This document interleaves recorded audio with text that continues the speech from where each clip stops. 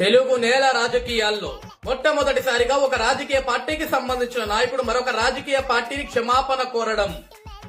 నారా లోకేష్ ఏదైతే నిన్న గౌరవ ముఖ్యమంత్రి నారా చంద్రబాబు నాయుడు గారి మడకశిర పర్యటన సందర్భంగా అక్కడున్న పోలీస్ అధికారులు ముందస్తు అరెస్టుల పేరిట ఏదైతే సిపిఐ పార్టీ సిపిఎం పార్టీకి సంబంధించిన నాయకులు గృహ నిర్బంధన చేశారో ఆ గృహ నిర్బంధనపై ఏదైతే ఆ పార్టీకి సంబంధించిన నాయకులు ఏదైతే ఒక లేఖను రాశారో ఆ లేఖకి వెంటనే స్పందిస్తూ మమ్మల్ని క్షమించండి కామ్రేడ్, మేము చేసిన తప్పుకి క్షమాపణ కోరుతున్నాం.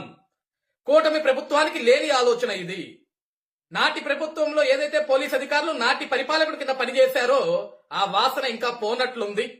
వాళ్ళందరికీ కూడా మేము కఠినంగా చెప్తాం. భవిష్యత్తులో ఈ ప్రజాక్షేత్రంలో ఈ ప్రజాస్వామ్యంలో ప్రశ్నించే వాళ్ళ ఎవరి మీద కూడా గృహ నిర్బంధనలు ఉండవు. దానికి మేము మాటిస్తున్నాం. మా కూటమి ప్రభుత్వం తరపున మేము చేసిన తప్పుకి మమ్మల్ని క్షమించండి అని కోరడం అంటే హ్యాట్స్ ఆఫ్ లోకేష్ అన్న. నాకు తెలిసినంత వరకు రాజకీయ చరిత్రలో రాజకీయ పార్టీలలో ఒక పార్టీని ఇంకొక పార్టీ క్షమాపణ కోరటం ఇదే మొట్టమొదటిసారి. ఇది రాజకీయం అంటే ఒక రాజకీయ నాయకుడికి ఉండాల్సిన లక్షణం ఇది.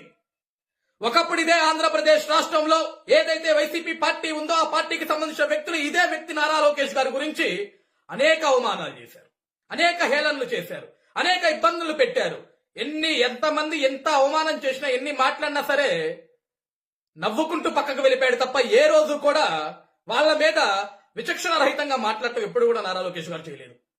నిన్న జరిగిన సంఘటనకి వెంటనే స్పందిస్తూ మమ్మల్ని క్షమించండి కామ్రేడ్ అని అడిగాడు అంటే ఒక యువ నాయకుడుకున్న స్ఫూర్తి, ఒక యువ నాయకుడుకున్న ఆలోచన, భావితరాల భవిష్యత్ తరాల రాజకీయాలను ఏ విధంగా ముందుకు తీసుకెళ్లాలి, ఏ విధంగా నడిపించాలని ఒక ఆలోచన కలిగిన వ్యక్తికి ఉండే లక్షణాలు ఇవి.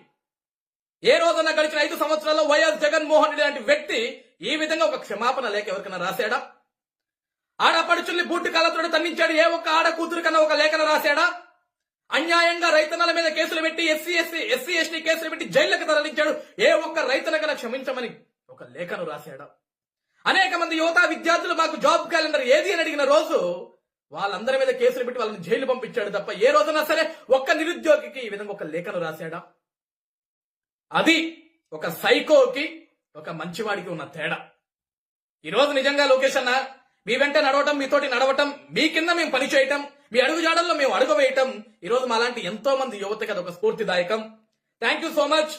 ఏదైతే మీ మీద మేము ఒక నమ్మకాన్ని పెట్టుకున్నామో ఆ నమ్మకాన్ని ఇంకా మాలో పెంచి ఈరోజు ఆంధ్రప్రదేశ్ రాష్ట్రంలో నారా లోకేష్ అంటే రాజకీయ నాయకుడు మాత్రమే కాదు, ఒక మంచి మనసున్న వ్యక్తిగా, ఒక ఆంధ్రప్రదేశ్ రాష్ట్రమే కాదు ప్రపంచం మొత్తం కూడా మెచ్చుకునే వ్యక్తిగా నువ్వు మారుతున్నావు. Thank you so much. మీ కింద పనిచేసే అవకాశం ఇచ్చినందుకు.